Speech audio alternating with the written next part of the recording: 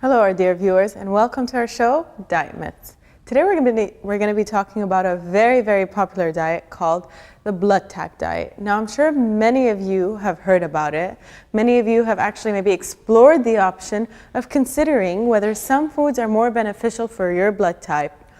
Now, many books have been published on this diet, and basically the idea of the blood type diet is that certain foods will alter the chemical reactions within your blood. Certain foods will aid in digestion because of the way they affect your blood chemically, and that certain foods will make you lose weight.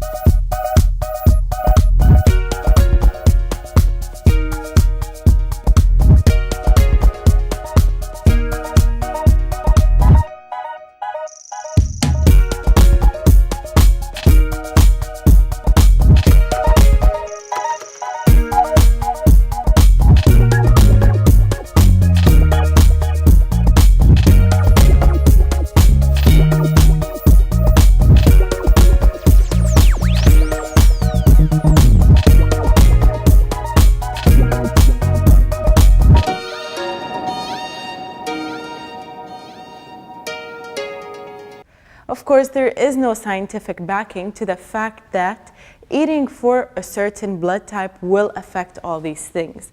I can't lose weight if I eat certain foods because I have blood type A or B.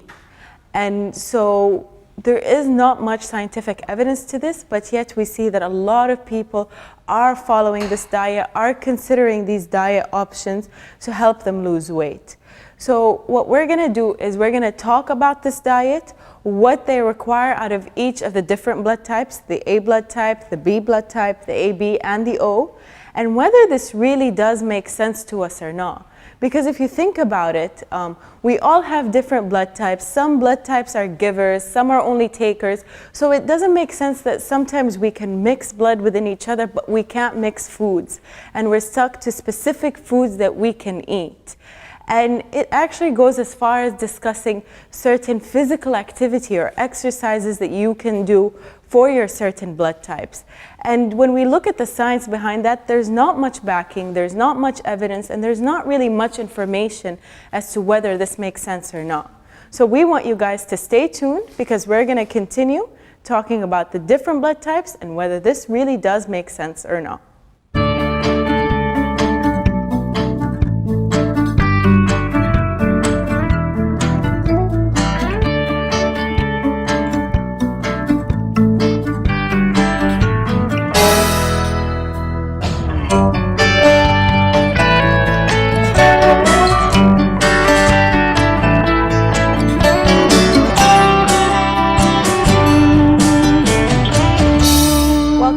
Dear viewers. So let's take a look at the different blood types out there and what's really allowed and not allowed for these blood types. So like we said, we have 4 different blood types. You have the blood type A, B, AB, and O.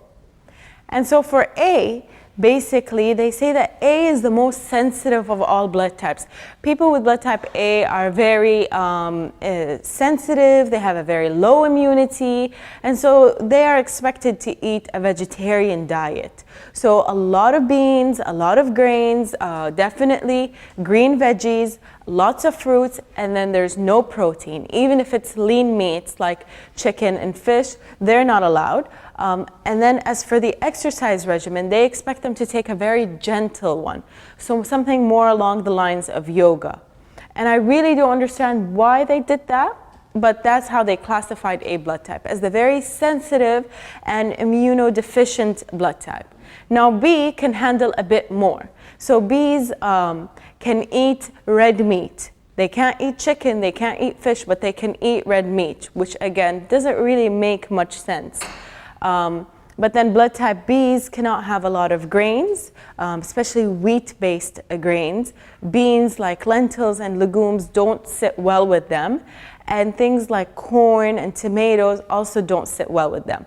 But they are also expected to eat a lot of like green leafy vegetables and low-fat dairy.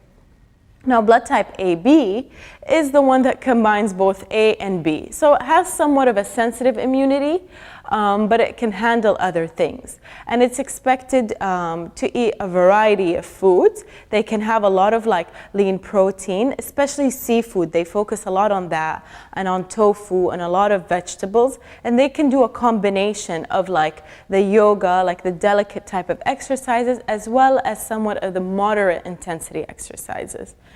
And then O is classified as the most, or like the sturdiest of all blood types, you know, the one that can handle it all. So O can have all the various types of protein, animal-based protein.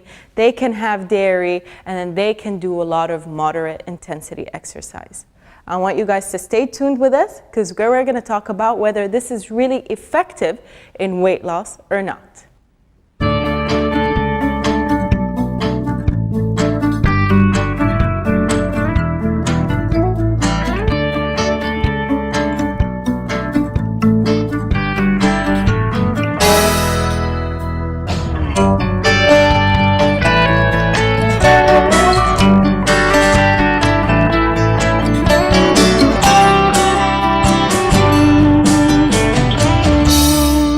Welcome back, our dear viewers. So let's look at the effectiveness of this diet. Will segregating the types of food you eat or the types of protein you eat really help you lose weight? Would it really alter the chemical stability of your blood, or will it really help in digestion? Of course not. Now, when I look at diets, I like to analyze whether or not they are considered sustainable diets. Whenever I have a patient or someone coming to me for referral, I always like to give them a diet plan that's sustainable, something that they can follow for a while. And this one is a very picky and choosy diet plan. Like, you have to like cut out certain food groups, which is very concerning for me, because that's when supplements come into play. And any diet that's not prescribed by a physician or a dietitian and requires you to rely heavily on supplements isn't a diet that you really want to follow. We want you to follow a diet that's sustainable, a diet that matches your lifestyle, the way your body is, how much physical activity you can handle. I can't walk around saying, oh, because you have an O blood type, you can do, vigorous and high intensity exercise, while you, with the person with like an A blood type, you should only stick to yoga, or you should only stick to eating fruits and vegetables, and you can't eat any protein. So this discrepancy is very concerning. Anytime you see a diet like that, we always want you to take a step back and realize that this is not something sustainable, this is not something that you can follow, and this is not a lifestyle change. Now, the creator of this diet is a naturopathic doctor. So they're the type of doctors that look at like the holistic way of healing. Sometimes there is some scientific evidence to things they say, but it's not the case all the time. So with this one, there's just no proof that if I eat this food and I have this blood type, I can achieve this body. So this is something I always want you guys to keep in mind. Always consider a very balanced diet. Everything in moderation is perfect.